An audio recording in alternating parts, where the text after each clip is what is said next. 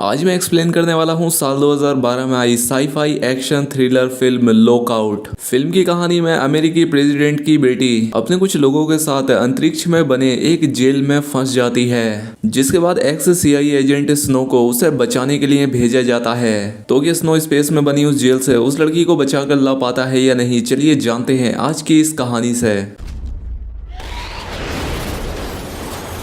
इस कहानी की शुरुआत फ्यूचर में यानी कि 2080 में होती है, जहां पर कि x CIA operative agent snow को इंट्रोगेट किया जा रहा होता है क्योंकि उसे कर्नल एम स्टॉर्म के मर्डर के लिए अरेस्ट किया गया होता है। अब इसी के दौरान हमें स्नो का एक फ्लैशबैक दिखाया जाता है, जहां पर कर्नल फ्रैंक ने ही स्नो को एक सीक्रेट ब्रीफकेस और एक लाइटर दिया होता है। दरअसल काफी समय से यूनाइटेड स्पेस प्रोग्राम के सीक्रेट्स बाहर बेचे जा रहे थे और ये सेल करने वाला खुफिया आदमी आखिर कौन है, उसी को ढूंढने के इसमें एविडेंस होते हैं। लेकिन तभी उसी रोम में स्नो पर इंटेलिजेंस अटैक कर देते हैं, लेकिन स्नो अपनी एक काफी हाई एडवांस बाइक लेकर वहां से निकल जाता है। अब स्नो किसी तरह से भागता हुआ एक सबवे स्टेशन में पहुंचता है और उस ब्रीफ केस को एक ट्रेन में डाल देता है, जहां पर उसी का साथी मेस उस ब्रीफ केस को ले लेता है। लेकिन वहां पर स्नो को पकड़ लिया जाता है, लेकिन वहीं दूसरी तरफ मेस एक लॉकर में जाकर उस ब्रीफ केस को रख देता है। लेकिन यहाँ पर उसकी गन से गलती से फायर हो जाती है, जिससे उसकी गोली एक पुलिस वाले को लग जाती है और इसीलिए मेस को भी अरेस्ट कर लिया जाता है। और ये होता है स्नो का बैकग्राउंड।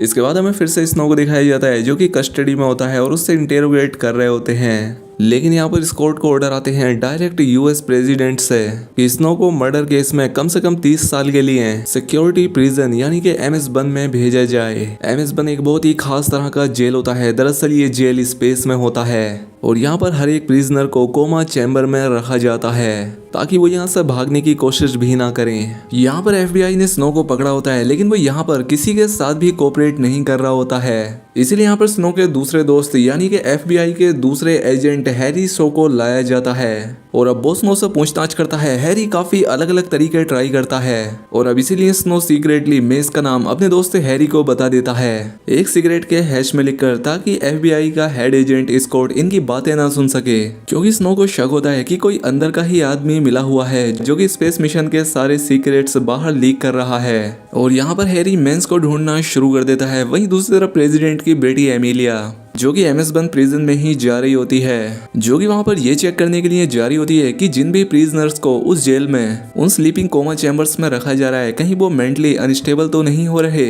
और उसे यहाँ पर यह भी शक होता है कि इन प्रिजनर्स पर इलीगल टेस्टिंग भी की जा रही है, यानी कि खतरनाक एक्सपेरिमेंट किए जा रहे हैं। अब MS बन जेल में पहुंचने के बाद उसे हैडल नाम के एक अनस्टेबल पेशेंट का इंटरव्यू लेना था। अब क्योंकि वो यहाँ पर एक सीक्रेट मिशन पर आई होती है, इसलिए वो यहाँ पर बोर्डन से परमिशन मांगती है और इसलिए बोर्डन भी हैडल को स्लीप से उठा देती है। अब एमिली हैडल से मिलकर उसका इंटरव्यू लेने लगती है, लेकिन जब यहाँ पर इनका इंटरव्यू चल रहा होता है तब हैडल चुपके से एक FBI एजेंट की गन चुरा लेता है और उसके आसपास जितने भी FBI एजेंट होते हैं वो उन सभी को शूट करने लगता है, जिस वजह से यहाँ पर हड़बड़ी मच जाती है। अब यहाँ पर एमिली जैसे तैसे बचकर निकल जाती है और हैडल उसका पीछा करते हुए कंट्रोल रूम तक पहुंच जाता है। यहाँ पर एमिली भी छुपी होती है, लेकिन यहाँ पर हैडल आकर सारे प्रिजनर्स को उनके स्लीपर चैम्बर से जगा देता है, जिसके बाद वो एमिली को भी ढूंढ लेता है। अब जब सारे प्रिजनर्स अपने स्लीपिंग चैम्बर से जाग गए थे तो वो आपस में ही लड़ने लगते हैं। दरअसल यहाँ पर हैडल का भाई भी होता है जिसका नाम एलेक्स होता है और एलेक्स काफी पावरफुल होता है और उसके डर की वजह से ही इस जेल के सारे प्रिजनर्स उसे अपना लीडर मानते थे। खैर अब इसीलिए स्पेस पुलिस इन्वेस्टिगेशन के लिए कुछ शिप्स को यहाँ बुला लेती है। हैडल कंट्रोल रूम से देखता है कि काफी सारे शिप्स उनकी तरफ ही आ रहे हैं, इसीलिए वो उन सभी पर गन फायरिंग करके उन सभी को डिस्ट्रॉय कर देता है। वहीं पृथ्वी पर प्रेसिडेंट को भी पता लग जाता है कि अब MS बन जेल को प्रिजनर्स ने अपने कंट्रोल में ले लिया है और साथ ही एमिली भी उनके कब्जे में है, इसीलिए इन्हें एमिली की काफी फिक्र होने लगती है। यहाँ पर स्नो का दोस्त हैरी प्रेसिडेंट और स्कॉट को कन्विंस करता है कि अगर उन्हें एमिली को बचाना है तो उन्हें किसी भी तरह से स्नो को MS बन पर भेजना होगा और अब प्रेसिडेंट इस बात के लिए तुरंत मान जाते हैं। इसके बाद हैरी इस बात को जाकर स्नो को भी बताता है। वो कहता है कि मेस भी MS बन पर ही है ताकि वो स्नो को वहां जाने के लिए मना सके। अब स्नो को भी मेस को पकड़ना था, इसीलिए वो MS बन पर जाने के लिए तैयार हो जाता है। ये तीनों मिलकर स्पेस में जो पुलिस का बेस होता है वहां जाने के लिए निकल जाते हैं। वहां जाने के बाद स्कॉट सबसे पहले प्रिजनर्स के लीडर स्कॉट से उसकी डिमांड पूछता है। वो उसकी डिमांड पूछता है, लेकिन एलेक्स कॉल कट कर देता है। वहीं हमें हैडल को दिखाया जाता है जो कि इस जेल के बोर्डन को सीधा स्पेस में इजेक्ट कर देता है। अब इसके बाद पुलिस के एक ऑफिसर को अंदर MS बन में नेगोशिएट करने के लिए भेजा जाता है, जहां पर कि एलेक्स एमिली को रिलीज करने से मना कर देता है। और हैडल इस स्टाफ में से दूसरी लड़की को सीधा शूट कर देता है और जो ऑफिसर नेगोशिएट करने के लिए गया था एलेक्स उसे भी मार देता है। ये सब देखने के बाद स्नो सीधा एमएस बन के अंदर हमला करने के लिए चला जाता है, लेकिन एक प्रिजनर स्नो को अंदर आता देख लेता है और वो एलेक्स को बता देता है और अब इसीलिए स्नो एलेक्स को मारने का ऑर्डर देता है। साथ ही यहाँ पर एलेक्स को ये भी पता लग जाता है कि एमिली और कोई नहीं बल्कि ये प्रेसिडेंट की बेटी है।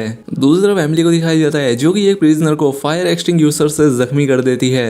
तो वहीं दूसरी तरफ स्नो काफी मुश्किल के साथ एमएस बन के प्रिजन में एंटर हो जाता है, लेकिन एमिली को लगता है कि शायद वो भी प्रिजनर है, इसीलिए वो उस पर भी अटैक कर देती है। जिसके बाद एमिली और उसका बॉडीगार्ड एक कंपार्टमेंट में छिप जाते हैं और एलेक्स उन्हें ढूंढने के लिए जाता है, जहां पर एलेक्स और उसके बाकी सभी साथी पहुंच जाते हैं। स्नो उन्हें देखकर यहीं पर छिप जाता है और उनके जाने के बाद स्नो कंप्यूटर पर मेस की जानकारी लेने लगता है, जिससे उसे पता लग जाता है कि वो कौन सी जगह पर है। वहीं दूसरी तरफ एमिली जिस जगह पर छिपी होती है उस चैम्बर में ऑक्सीजन खत्म होने लगता है, जिस वजह से उसका बॉडीगार्ड काफी अजीब बिहेव करने लगता है और वो खुद को ही शूट कर लेता है ताकि एमिली को ऑक्सीजन मिल सके। वहीं दूसरी तरफ स्नो एमिली के चैम्बर की तरफ बढ़ रहा होता है और तभी कुछ प्रिजनर्स स्नो पर अटैक कर देते हैं। अब स्नो और उन प्रिजनर्स के बीच काफी देर तक काफी लड़ाई होती है, लेकिन स्नो उन्हें मारने में कामयाब हो जाता है। वहीं दूसरी तरफ एलेक्स जो कि एमिली को ढूंढ रहा होता है उसे पता लग जाता है कि वो कौन से कंपार्टमेंट में है, इसलिए वो एक साइंटिस्ट को वहां का डोर ओपन करने के लिए कहता है। वहीं दूसरी तरफ स्नो जैसे तैसे एमिली तक पहुंच जाता है। ऑक्सीजन ना मिलने की वजह से उसका दिल कुछ ही सेकंड पहले रुक गया था, लेकिन एलेक्स उसे शॉक देकर जिंदा करता है। लेकिन तब तक एलेक्स के प्रिजनर वहां पर पहुंचकर इन पर अटैक कर देते हैं, लेकिन यहाँ पर स्नो का एक बॉम्ब उन पर ब्लास्ट हो जाता है, जिससे कई सारे प्रिजनर मारे जाते हैं। स्नो लगातार अपनी टीम के संपर्क में था कि कैसे एमिली को बचाकर लाया जाए, लेकिन एलेक्स को इसके बारे में पता लग जाता है और वो इसके ट्रांसमिशन को बंद कर देता है। यहाँ पर एमिली को काफी चोट आई होती है, इसलिए ये लोग एक रूम में जाते हैं। यहाँ पर स्नो उसकी चोटों को देखता है और फिर उन पर दवाई लगाता है और उसका पूरा हुलिया चेंज करने के लिए उसके बालों का हेयर कट करता है और साथ ही उसके बालों का रंग भी बदल देता है। यहाँ पर एलेक्स को एक वीडियो फुटेज में देख पाते हैं जहाँ पर वो एमिली को ढूंढ रहा होता है और अब ये दोनों अपने अपने कपड़े चेंज कर लेते हैं ताकि ये दोनों भी प्रिजनर जैसे लगे। अब वहीं जो इनका स्पेस में पुलिस बेस होता है वहां पर इनके प्रेसिडेंट आते हैं। तो वहीं अब एमएस बन पर स्नो और एमिली मेस को ढूंढने के लिए निकल जाते हैं। अब इसके बाद इन्हें कुछ प्रिजनर मिल जाते हैं और इनसे एक प्रिजनर कोड पूछते हैं, जो कि इन प्रिजनर का एक सीक्रेट कोड होता है, लेकिन वो इन लोगों को पता नहीं था, इसलिए प्रिजनर इन पर अटैक कर देते हैं। अब इनसे बचने के लिए एमिली गेट खोलने का ट्राई करती है और स्नो गन फायर करता है, लेकिन काफी ट्राई करने पर भी एमिली से वो गेट नहीं खुलता और अब इसीलिए स्नो उस गेट को खोलने के लिए जाता है और एमिली उन सभी पर गन फायर करती है। खैर फाइनली स्नो गेट ओपन करता है और दूसरे रूम में चला जाता है और यहाँ पर उन्हें मेस मिल जाता है, जिसे पागल समझकर प्रिजनर ने यहाँ बंद कर दिया होता है। मेस की हालत कोमा में रहने की वजह से काफी बुरी हो चुकी थी।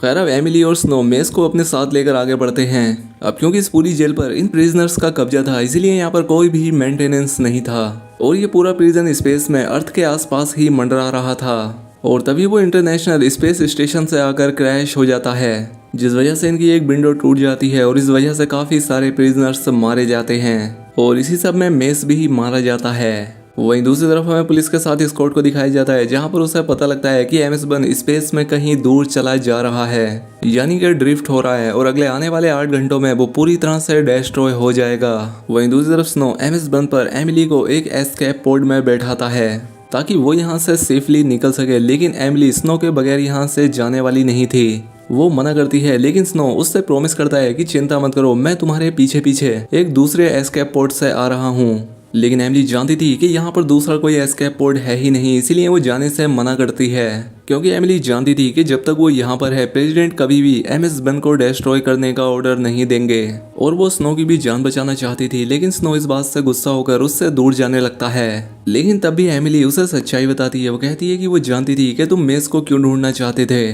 दरअसल मेस ने मुझे ब्रीफ केस की लोकेशन बता दी है, जिसके लिए खुद स्नो इस मिशन में आया था। अब इन दोनों की बात चली रही होती है कि तभी हम दूसरी तरफ स्पीकर पर हैडल को सुनते हैं। वो एमिली को अपने पास आने के लिए कह रहा होता है। वो कहता है कि अगर तुम नहीं आओगी तो जिन स्टाफ को हमने हॉस्टेज बनाकर अपने पास रखा है, मैं किक करके उन्हें मारना शुरू कर दूंगा। और अब इसलिए एमिली मजबूरी में उसे अपना लोकेशन बता देती है, लेकिन उसके लोकेशन बताने के बावजूद भी हैडल बड़ी ही बेरहमी से एक एक करके उन सभी स्टाफ को मार देता है। अब इसके बाद स्नो और एमिली एक रूम में आ जाते हैं, जहाँ पर आकर उन्हें पता लगता है कि कैसे इस जगह पर प्रिजनर्स पर इलीगली टेस्टिंग की जा रही थी। लेकिन ये नहीं जानते थे कि यहाँ पर एलेक्स पहले से ही छिपा बैठा है, वो इन्हें पीछे से पकड़ लेता है। अब एलेक्स और स्नो के बीच एक खतरनाक फाइट होने लगती है, लेकिन इसी दौरान एलेक्स एक एलिवेटर पर गिरकर बेहोश हो जाता है और एलेक्स एमिली को पकड़ लेता है। वो उसे पकड़कर कंट्रोल रूम में लेकर आता है, जहां अगर उसे पता लगता है कि हेडल ने सारे होस्टेज लोगों को मार दिया है। ये देखकर उसे बहुत गुस्सा आता है और वो हेडल को भी एक पंच मारता है। दूसरी तरफ पुलिस बेस में एमएस बंद पर अटैक करने की बात चल रही थी, इसीलिए एलेक्स एमिली को धमकी देता है कि अटैक को रुकवाने के लिए तुम अपने फादर से कह दो। और यहाँ पर प्रेसिडेंट अटैक करने से मना कर देते हैं एमिली की वजह से, जिस वजह से स्कॉट प्रेसिडेंट को उनकी ड्यूटी से टेम्परेरीली रिलीज कर देता है और वो एमएस बंद पर अटैक करवाना शुरू कर देता है। तो हेडल एमिली पर जबरदस्ती करने की कोशिश करता है, तो एलेक्स उसे रोकता है, जिसके बदले में हेडल उसे शूट कर देता है और पूरा कंट्रोल खुद के हाथों में ले लेता है। अब एमएस बंद का भी डिफेंस सिस्टम एक्टिवेट हो जाता है और जो शिप एमएस बंद पर अटैक कर रहे थे वो उन्हीं पर अटैक करना शुरू कर देते हैं। एमएस बंद में हेडल एमिली को स्टैप करने की कोशिश करता है, लेकिन तभी वहां पर स्नो आ जाता है और उसे मारकर बेहोश कर देता है। वो एमिली को अपने साथ लेकर यहाँ से भागने लगता है और अब बाकी सभी प्रिजनर्स उनके पीछे पड़ जाते हैं, जिससे ये दोनों जैसे तैसे बचकर निकलते हैं और स्पेस सूट पहन लेते हैं, क्योंकि ये जानते थे कि अभी जल्द ही एमएस बंद डिस्ट्रॉय होने वाला है। अब स्कॉट के भेजे हुए शिप्स एमएस बंद पर बॉम्ब लगा देते हैं, जिसके एक्सप्लोड होते ही स्नो और एमिली काफी तेजी से स्पेस में ड्रिफ्ट होने लगते हैं। ये पृथ्वी की तरफ जाने लगते हैं और देखते ही देखते ये पृथ्वी की ग्रेविटी में एंटर हो जाते हैं, जिस वजह से ये तेजी से अर्थ की तरफ खींचे चले जाते हैं। और सही समय रहते ये लोग अपना पैराशूट खोल लेते हैं, जिस वजह से ये सेफली अर्थ पर लैंड कर जाते हैं। यहाँ ही स्नो को अरेस्ट कर लिया जाता है, तो वहीं एमिली को हॉस्पिटल ले जाया जाता है। खैर अब एमिली जब ठीक हो जाती है तो मेस ने जो उसे कोड दिया था ब्रीफ केस तक पहुंचने के लिए, वो उसकी बताई हुई लोकेशन से उन लॉकर्स तक पहुंच जाती है और कोड डालते ही उसे ब्रीफ केस मिल जाता है। फिर वो उस रूम में भी जाती है जहां पर फ्रैंक को कर्नल के ऊपर गोली चलाते हुए देखा गया था और उसे पता लगता है कि इस रूम में मिरर था, जिसकी वजह से स्कॉट को लगा था कि स्नो ने ही कर्नल पर गोली चलाई है, लेकिन स्नो ने कर्नल पर नहीं बल्कि उनके मारने वाले पर गोली चलाई थी, जिसने कर्नल पर अटैक किया था। अब यहाँ पर एमिली ब्रीफ केस को एफबीआई को दे देती है।